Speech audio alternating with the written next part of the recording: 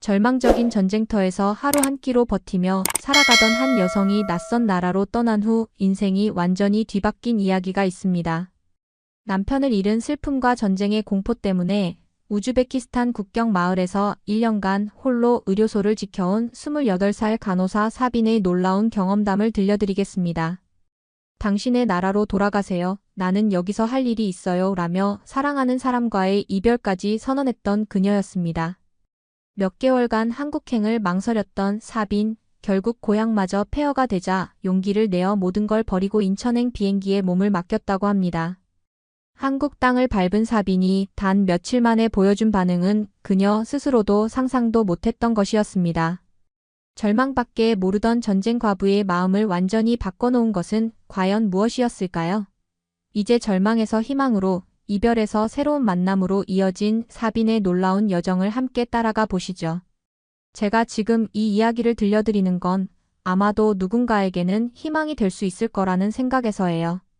당시 제가 살던 곳은 우즈베키스탄 국경 마을 카라칼팍스탄이었습니다. 이름도 낯선 그곳에서 저는 28살의 간호사였어요.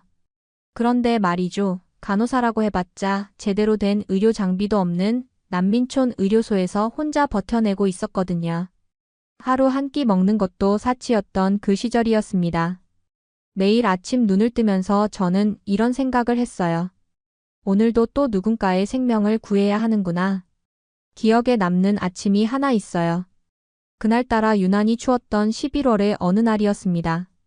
의료소 난로는 며칠째 꺼진 상태였고 연료를 구할 돈도 없었거든요. 손이 시려서 주사기도 제대로 잡을 수 없을 정도였어요. 그때 할머니 한 분이 오셨는데 감기 기운이 있다며 진료를 받으러 오신 거였습니다. 선생님, 약이라도 하나만 주세요. 그런데 문제는 감기 약조차 떨어진 상황이었어요. 저는 할머니께 미안하다고 내일 다시 오시라고 말씀드릴 수밖에 없었습니다. 그 순간 할머니가 제 손을 잡으시더니 이렇게 말씀하셨어요. 괜찮아요, 선생님. 선생님이 여기 계시는 것만으로도 우리는 안심이 돼요. 그 말을 듣는 순간 제 눈에서 눈물이 주르륵 흘러내렸습니다. 아무것도 해드릴 수 없는 제가 그저 존재하는 것만으로도 누군가에게 위안이 된다니요. 그때 깨달았어요. 제가 이곳에서 버텨야 하는 진짜 이유를 말이죠. 사실 제가 이렇게 버틸 수 있었던 건 남편 때문이었어요. 1년 전 폭격으로 세상을 떠난 제 남편은 국경 수비대였습니다. 그 사람이 마지막에 제게 남긴 말이 있었거든요. 사빈아, 사람을 살리는 일만은 멈추지 마. 그 말이 제 가슴에 박혀서 아직도 생생해요. 남편과의 마지막 밤이 떠오릅니다.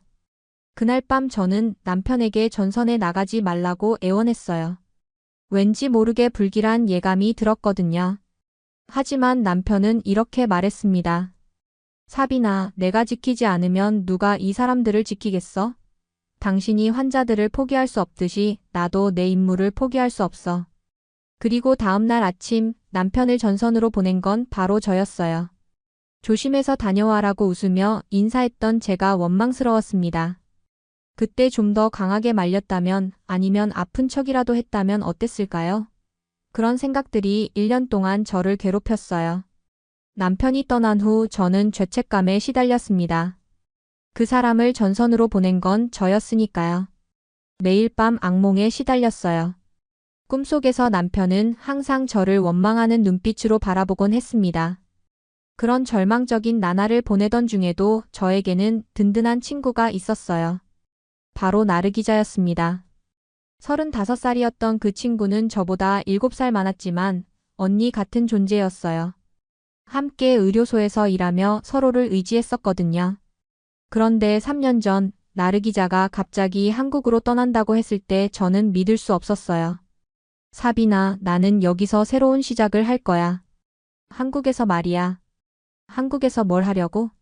우리는 여기서 필요한 사람들이잖아. 여기서는 우리가 아무리 노력해도 한계가 있어. 하지만 한국에서는 더 많은 걸 배워서 나중에 더 큰 도움을 줄 수 있을 거야. 그때는 이해할 수 없었어요. 어떻게 이런 어려운 사람들을 두고 떠날 수 있는지 말이죠. 하지만 나르 기자가 떠난 후 가끔 오는 편지를 읽으며 조금씩 이해하게 됐습니다. 사비나 한국은 정말 신기한 나라야. 우리 같은 여자들에게도 새로운 기회를 주는 곳이야. 여기서는 노력하면 누구든지 성공할 수 있어. 언젠가 너도 여기 오면 좋겠어. 솔직히 말씀드리면 그때까지만 해도 저는 그런 희망조차 사치라고 생각했어요. 전쟁으로 모든 게 무너진 이곳에서 무슨 새로운 기회가 있겠어요? 그냥 하루하루 버티는 것만으로도 기적 같은 일이었거든요. 그런 절망적인 하루하루를 보내던 어느 날이었습니다. 그날도 평범한 하루였어요. 아니, 사실 평범한 하루라는 게 있을까요? 전쟁터에서는 모든 날이 생과 사의 경계였거든요. 오후 2시쯤이었을 거예요. 의료소에서 혼자 약품 정리를 하고 있는데 갑자기 밖에서 비명소리가 들려왔습니다. 그리고 곧이어 의료소 문이 벌컥 열리더니 사람들이 들것을 들고 뛰어들어왔어요. 그 위에는 10살 정도 되어 보이는 소년이 실려 있었습니다. 아이의 얼굴은 창백했고 배 부분에서 피가 계속 흘러나오고 있었어요. 간호사님, 빨리 좀 봐주세요. 소년의 어머니로 보이는 여자가 울부짖으며 제 앞에 무릎을 꿇었어요. 그 순간 제 심장이 쿵 내려앉았습니다. 소년의 배에는 크고 작은 파편들이 박혀 있었거든요. 급히 아이를 수술대에 올려놓고 상처를 확인해 봤어요. 상황이 심각했습니다. 파편이 깊숙이 박혀 있어서 즉시 제거하지 않으면 위험한 상태였어요. 그런데 문제는 저희 의료소에는 수술용 마취제가 없었다는 거예요. 어머니, 잠깐만 기다리세요. 제가 최선을 다해 볼게요. 하지만 속으로는 절망적이었습니다. 마취제 없이 어떻게 파편을 제거한단 말인가요? 아이가 의식을 잃은 상태라서 다행이긴 했지만 수술 중에 깨어날 수도 있는 상황이었어요. 손이 떨렸습니다. 메스를 잡은 제 손이 부들부들 떨리는 게 느껴졌어요. 그때 문득 3년 전에 한국으로 떠난 나르 기자가 생각났습니다. 만약 그 친구가 여기 있었다면 어떻게 했을까요? 메스를 들고 아이의 배를 절개하려는 순간이었어요. 갑자기 밖에서 차량 소리가 들려왔습니다.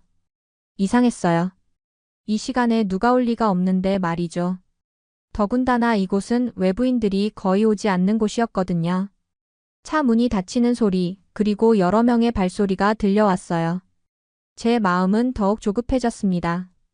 지금 당장 수술을 해야 하는데 방해받고 싶지 않았거든요. 그런데 정말 놀라운 일이 벌어졌습니다. 의료소 문이 활짝 열리면서 흰 가운을 입은 사람들이 들어온 거예요. 그들이 한국어로 뭔가 이야기하는 소리가 들렸습니다. 여기가 의료소인가요? 환자가 있다고 들었는데. 한국의료봉사단이었어요. 그 순간 제 눈에서 눈물이 주르륵 흘러내렸습니다. 마치 기적 같은 일이었거든요. 가장 절망적인 순간에 구원의 손길이 나타난 거였어요. 그 중에서도 특히 눈에 띄는 청년이 있었습니다. 30살 정도 되어 보이는 그 사람은 다른 사람들과 달리 침착하면서도 따뜻한 눈빛을 하고 있었어요. 그 사람이 저에게 다가와서 우즈베키스탄 말로 말을 걸었습니다. 안녕하세요. 저는 준호라고 합니다. 상황이 어떤지 설명해 주시겠어요? 신기하게도 그 사람은 우즈베키스탄 말을 조금 할 줄 알았어요. 발음은 어색했지만 충분히 의사소통이 가능했습니다. 지금 이 아이가 파편 때문에 위험한 상태예요. 하지만 마취제가 없어서. 제 말을 듣자마자 준호의 표정이 진지해졌어요. 그리고는 동료들에게 빠르게 한국어로 뭔가 지시를 내렸습니다. 그들은 즉시 가방에서 각종 의료 장비들을 꺼내기 시작했어요. 저희가 도와드릴게요. 걱정하지 마세요. 준호가 소년을 보더니 즉시 마취제를 준비했습니다. 그리고는 저에게 말했어요. 같이 해요.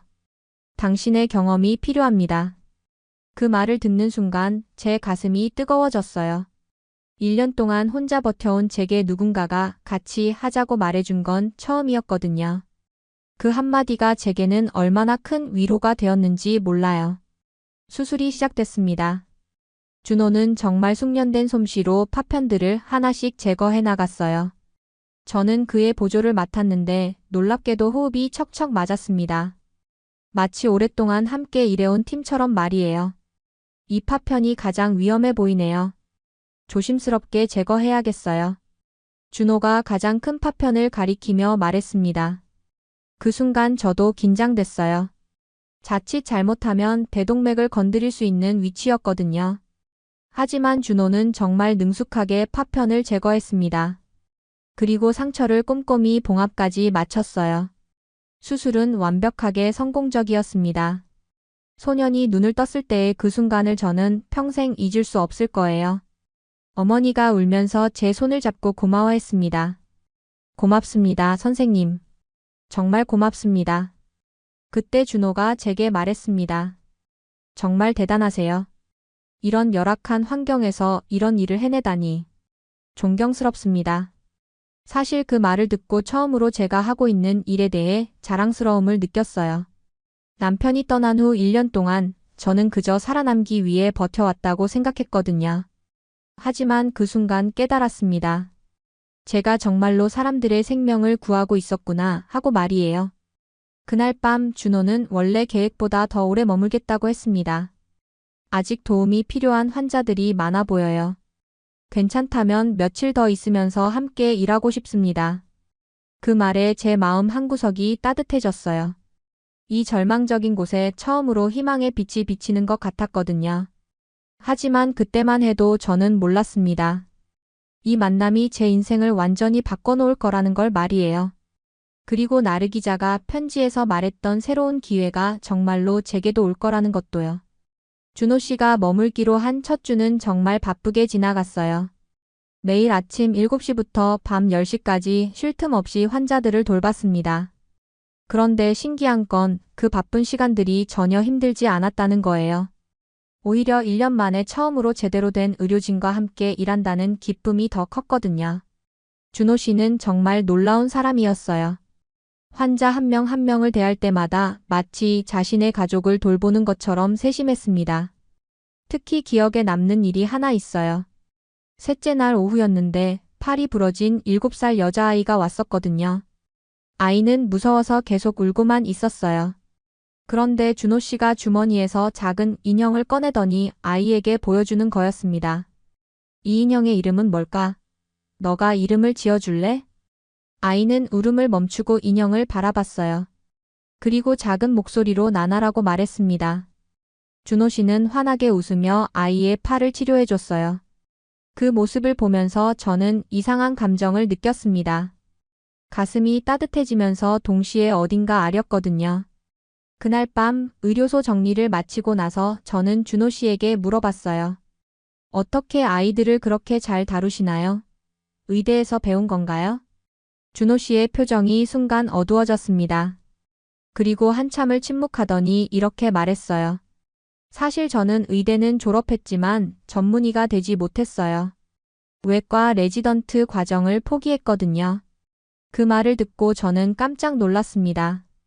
방금 전 보여준 그의 정확한 수술 솜씨를 보면 분명 숙련된 외과 의사였는데 어떻게 중도에 포기했다는 건지 이해할 수 없었거든요.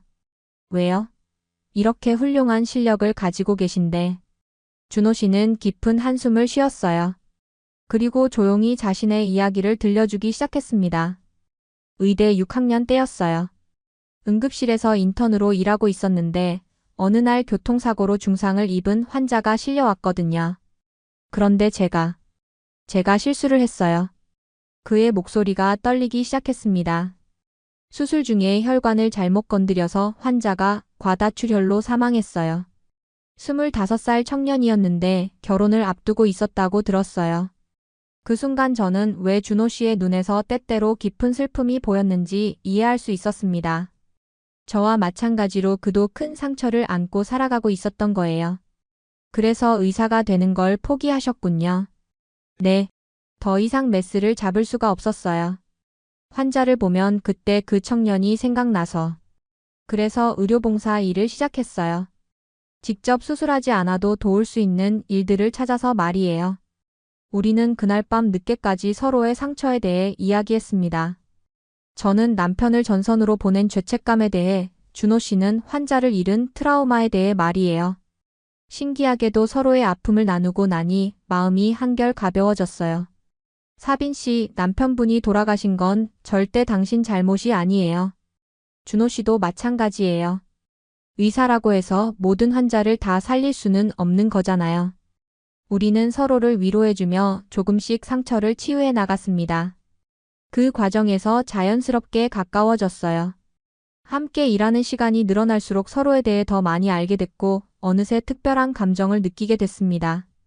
일주일이 지나고 원래 계획대로라면 준호 씨가 떠나야 할 시점이 되었어요.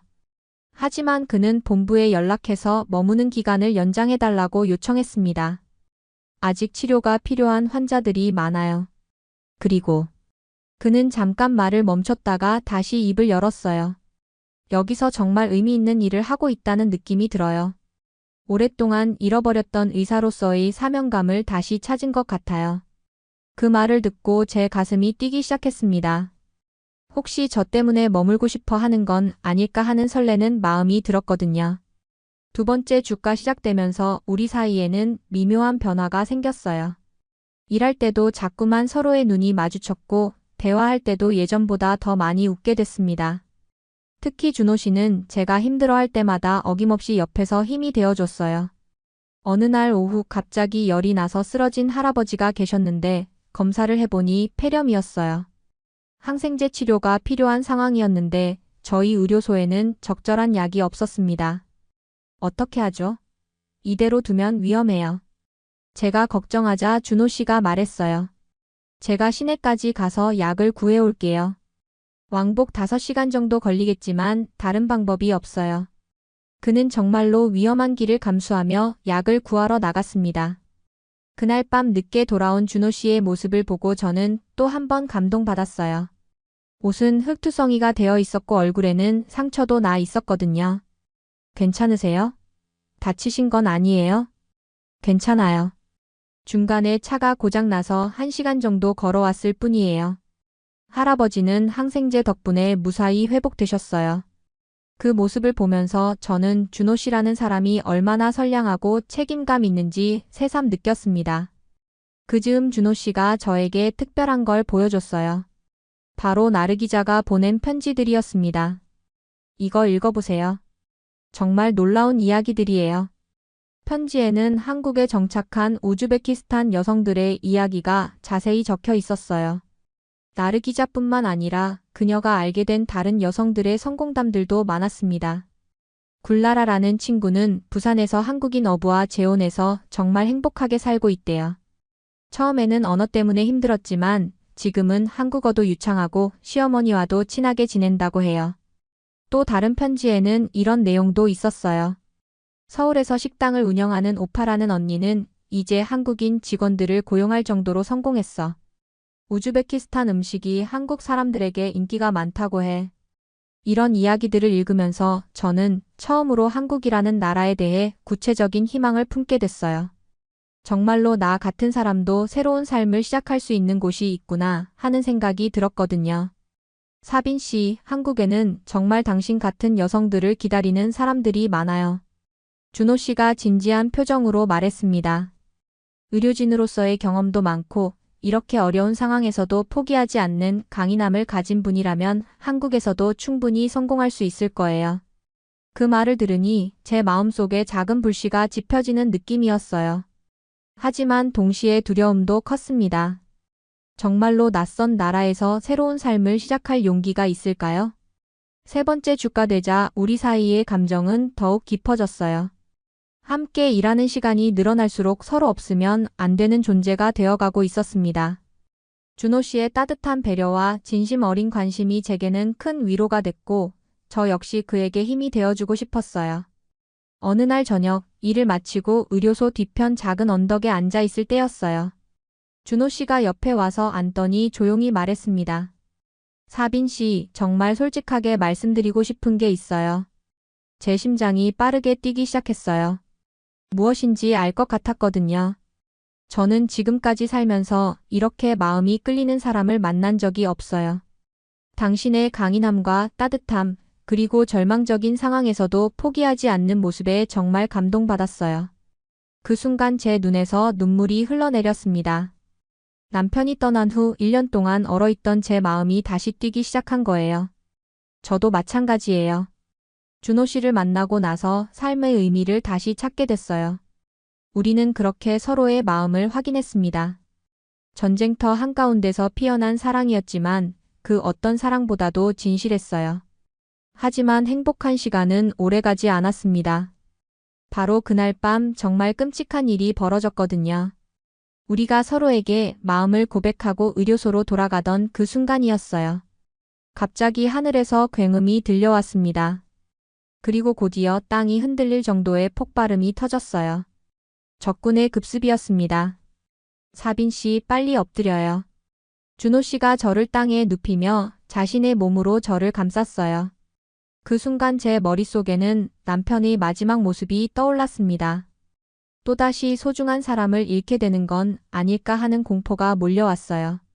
폭격은 계속됐고 저희가 그토록 애써 지켜온 의료소 쪽에서 큰 폭발음이 들려왔습니다. 그 순간 제 마음은 절망으로 가득 찼어요. 이제 정말로 모든 게 끝이구나 하는 생각이 들었거든요. 하지만 그때 저는 몰랐습니다. 이 절망적인 순간이 오히려 우리에게 새로운 전환점이 될 거라는 걸 말이에요.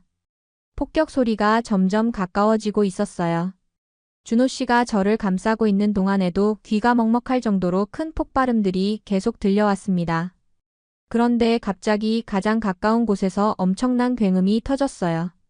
바로 저희 의료소 방향이었거든요. 안 돼. 저는 준호 씨를 밀어내고 일어나려고 했어요. 의료소에는 아직 치료를 받고 있던 환자들이 있었거든요. 어제 수술받은 소년도 폐렴으로 치료받던 할아버지도 모두 그곳에 있었습니다. 사빈 씨, 위험해요. 지금은 갈 수 없어요. 하지만 저는 준호 씨의 만류를 뿌리치고 의료소 쪽으로 뛰어갔어요. 그 순간 제 머릿속에는 남편의 목소리가 들렸습니다. 사람을 살리는 일을 멈추지 마. 저는 그 약속을 지켜야 했어요. 의료소에 도착했을 때 제가 본 광경은 정말 끔찍했습니다. 건물의 절반이 무너져 내려 있었고 곳곳에서 연기가 피어오르고 있었어요. 그런데 무너진 잔해 사이에서 희미한 신음소리가 들려오는 거였습니다. 여기 사람이 있어요. 저는 소리를 지르며 잔해를 치우기 시작했어요. 손이 피투성이가 되어도 상관없었습니다. 그때 준호 씨가 뛰어와서 저와 함께 잔해를 치웠어요. 조심해요. 건물이 더 무너질 수 있어요. 하지만 저희는 멈출 수 없었습니다. 잔해 속에서 어제 수술받은 소년을 발견했을 때 저는 안도의 한숨을 쉬었어요. 다행히 큰 부상은 없어 보였거든요. 괜찮니? 아픈 곳은 없니? 소년은 무서워서 떨고만 있었지만 다친 곳은 없었어요. 할아버지도 무사히 구출할 수 있었습니다.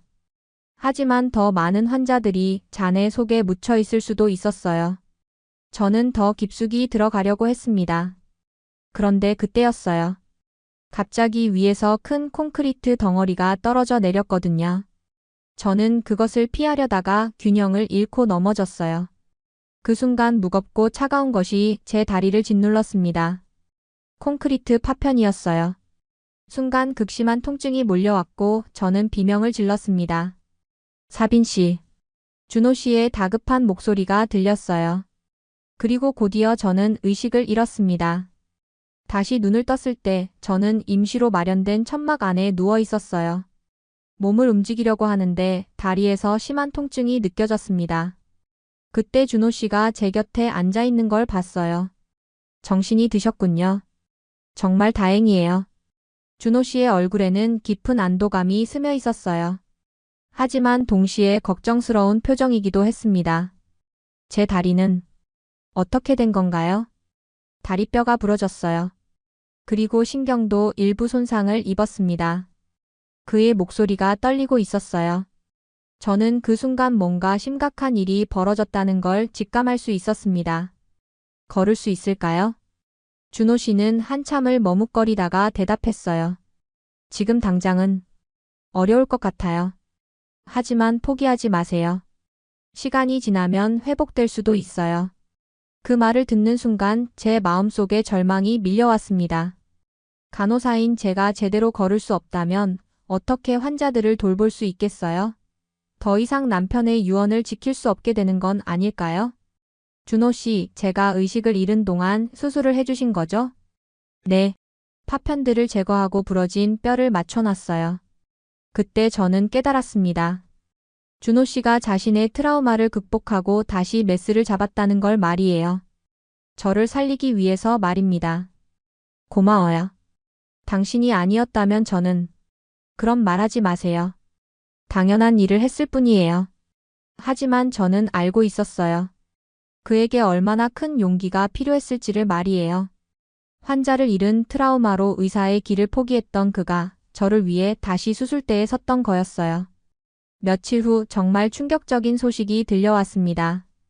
한국 정부에서 봉사단 철수 명령을 내렸다는 거였어요. 이 지역의 상황이 너무 위험해졌다는 이유였습니다. 이틀 후에 떠나야 해요.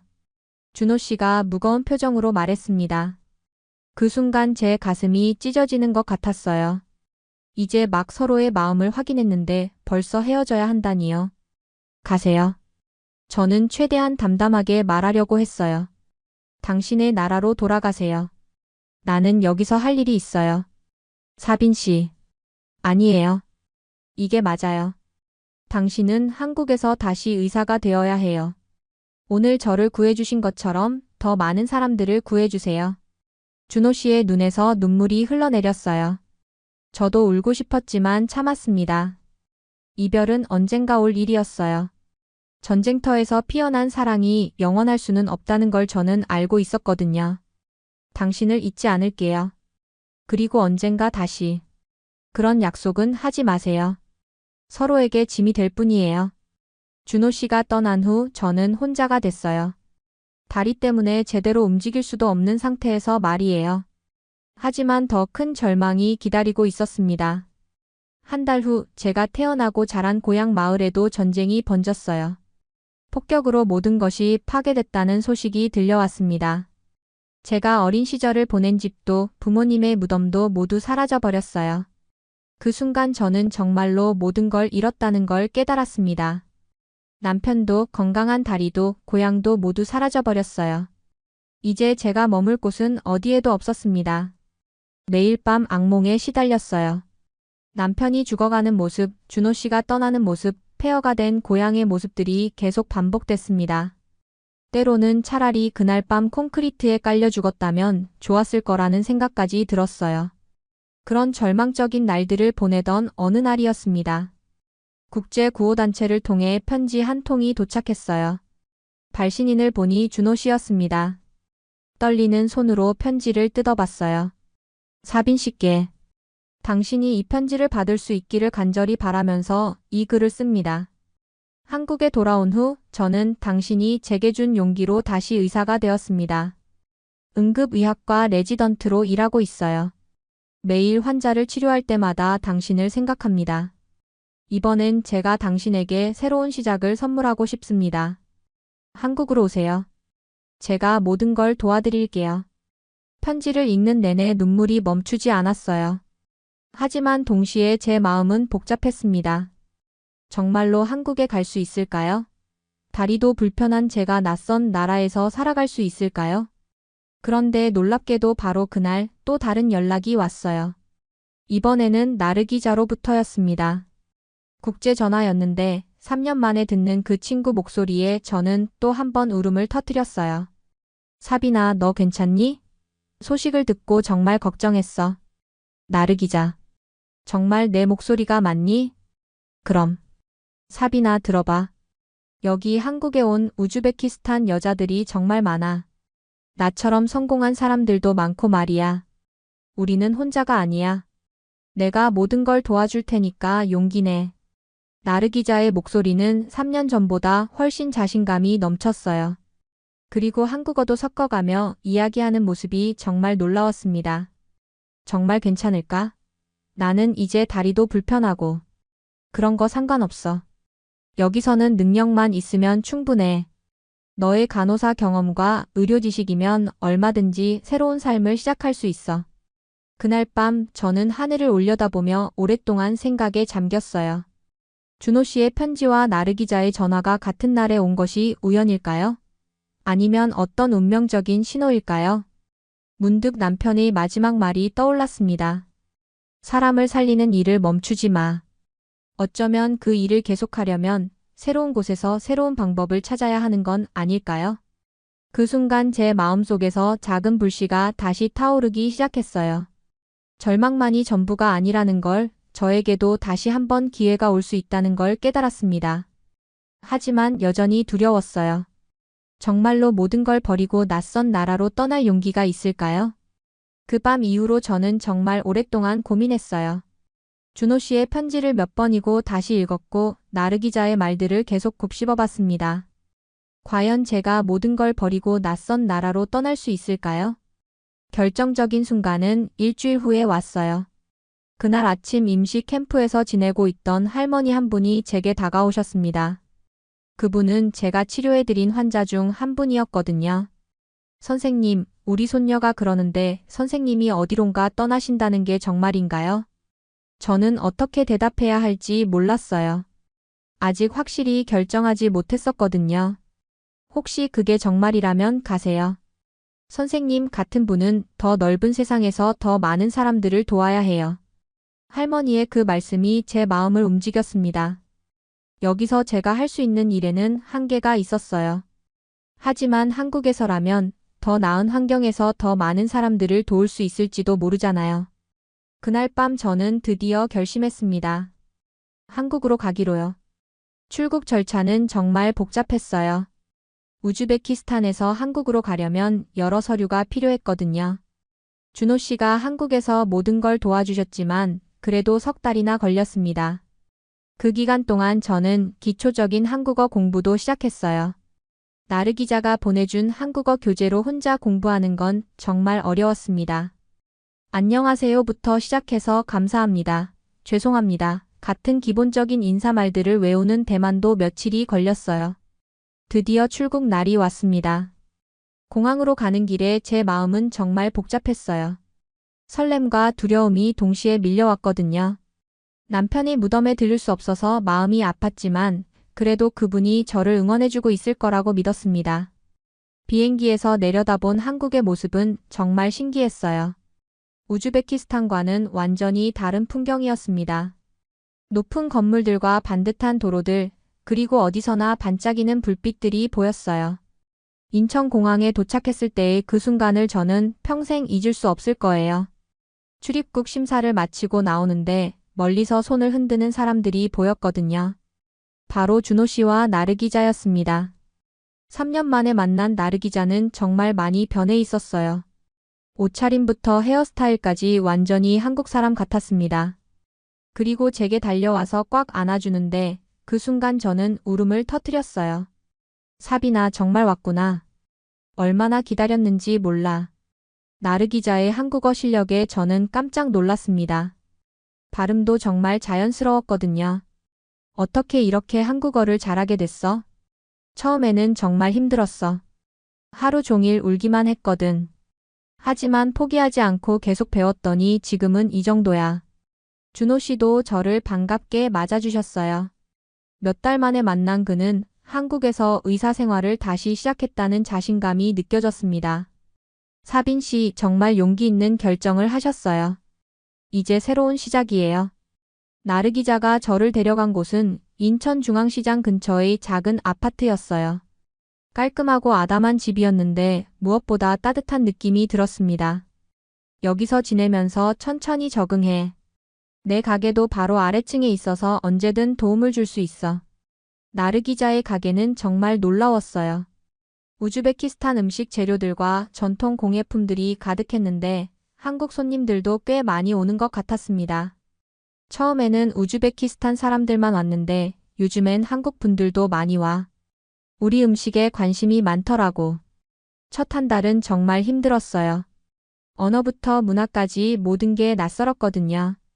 하지만 나르 기자와 준호 씨가 정말 많이 도와줬습니다. 특히 준호 씨는 제가 한국 간호사 자격을 취득할 수 있도록 모든 과정을 도와주셨어요. 2달째부터는 경기도의 작은 마을에 있는 지역 병원에서 일하기 시작했습니다. 처음에는 의사소통이 어려워서 실수도 많이 했어요. 하지만 병원 직원들이 정말 친절하게 도와줬습니다. 천천히 하세요. 우리도 처음엔 다 그랬어요. 간호부장님의 그 말씀이 얼마나 큰 위로가 됐는지 모르겠어요. 매주 토요일마다 저는 인천의 우즈베키스탄 여성 모임에 참석했어요. 거기서 정말 많은 분들을 만났는데 모두들 각자만의 이야기가 있었습니다. 그 중에서도 굴라라라는 분이 특히 인상 깊었어요. 29살인 그분은 부산에서 한국인 어부와 재혼해서 두 아이의 새엄마가 되셨다고 했습니다. 처음엔 정말 힘들었어요. 시어머니가 무섭기만 했거든요. 그런데 제가 우즈베키스탄 전통 요리인 플롭을 만들어 드렸더니 정말 좋아하시더라고요. 이제는 더 달라고 하세요. 굴라라 씨가 웃으며 하는 이야기를 들으면서 저도 희망을 느꼈어요. 정말로 이곳에서 새로운 삶을 시작할 수 있구나 하는 확신이 들었거든요. 여성 모임에서는 서로의 정착 이야기를 나누고 한국 생활 노하우를 전수하며 고향 음식을 함께 만들기도 했어요. 그 시간들이 제게는 정말 소중했습니다. 혼자가 아니라는 걸 느낄 수 있었거든요. 한국에 온 지 6개월이 지났을 무렵 준호 씨가 저에게 특별한 제안을 했어요. 사빈 씨 함께 작은 사업을 시작해보면 어떨까요? 꽃집 말이에요. 꽃집이요? 왜 꽃집인가요? 꽃은 희망을 주잖아요. 그리고 수익의 일부는 우즈베키스탄 전쟁 고아들을 돕는 기금으로 쓸 수 있을 것 같아서요. 그 말을 듣는 순간 제 가슴이 뛰었어요. 정말 좋은 아이디어라고 생각했거든요. 꽃집은 병원 근처에 작은 점포를 얻어서 시작했습니다. 처음에는 꽃에 대해 아는 게 별로 없어서 힘들었지만 점점 익숙해졌어요. 무엇보다 환자 가족들이나 지역 주민들이 꽃을 사러 와서 기뻐하는 모습을 보면 보람을 느꼈습니다. 주말마다 준호 씨와 함께 꽃집에서 보내는 시간이 정말 행복했어요. 우리는 서로에게 의지하며 새로운 꿈을 키워나가고 있었거든요. 어느 봄날이었어요. 꽃집 앞을 지나가던 6살 정도 되어 보이는 아이가 갑자기 멈춰 서더니 저에게 물어봤습니다. 언니, 이 꽃은 무슨 향이에요? 아이가 가리킨 건 흰색 장미였어요. 저는 무릎을 꿇고 아이와 눈높이를 맞춘 다음 대답했습니다. 평화의 향기란다. 내가 이제 사는 나라, 그리고 내 마음속 평화의 냄새야. 아이는 고개를 끄덕이며 웃었어요. 그 순간 저는 정말로 평화를 찾았다는 걸 깨달았습니다. 1년이 지난 후 정말 놀라운 일이 벌어졌어요. 준호 씨와 저, 그리고 나르 기자와 굴라라 씨가 함께 뜻을 모아서 NGO를 만들기로 한 거였습니다. 이름은 뉴 호프 코리아였어요. 우즈베키스탄에 의료진을 파견하고 한국 정착을 돕는 일을 하면 어떨까요? 준호 씨의 제안에 모두가 흔쾌히 동의했습니다. 저희는 각자의 경험을 살려서 정말 의미 있는 일을 할 수 있을 것 같았거든요. 저는 한국어 통역사 자격증도 취득했어요. 새로 한국에 오는 우즈베키스탄 여성들의 정착을 도와주기 위해서였습니다. 시험 공부하는 동안 정말 힘들었지만 합격했을 때의 그 기쁨은 이루 말할 수 없었어요. 지금 제가 하는 일을 보면 정말 신기해요. 한국어로 우즈베키스탄 여성들과 한국 사람들 사이의 다리 역할을 하고 있으니까요. 언어뿐만 아니라 문화의 차이까지 설명해드리며 서로를 이해할 수 있도록 돕고 있습니다. 얼마 전에는 정말 감동적인 일이 있었어요.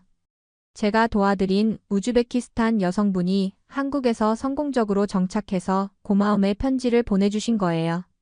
사빈 씨 덕분에 새로운 삶을 시작할 수 있었어요. 언젠가 저도 다른 분들을 도와드리고 싶어요. 그 편지를 읽으면서 저는 깨달았어요. 남편이 말씀하신 사람을 살리는 일을 제가 정말로 계속하고 있구나 하고 말이에요. 형태는 달라졌지만 본질은 같았거든요. 전쟁은 아직 끝나지 않았습니다. 고향 소식을 들을 때마다 마음이 아파요. 하지만 저희가 시작한 희망의 씨앗이 점점 자라나고 있다는 걸 느낄 수 있어요. 두 나라를 잇는 다리가 되어서 더 많은 사람들에게 새로운 기회를 주고 있으니까요. 지금도 매일 꽃집에서 일하면서 저는 생각해요. 인생이 참 신기하다고 말이에요. 절망 속에서 만난 사랑이 이렇게 큰 희망으로 자라날 줄 누가 알았겠어요? 그리고 그 희망이 저 혼자만의 것이 아니라 많은 사람들과 함께 나눌 수 있는 것이 될 줄은 더더욱 몰랐고요.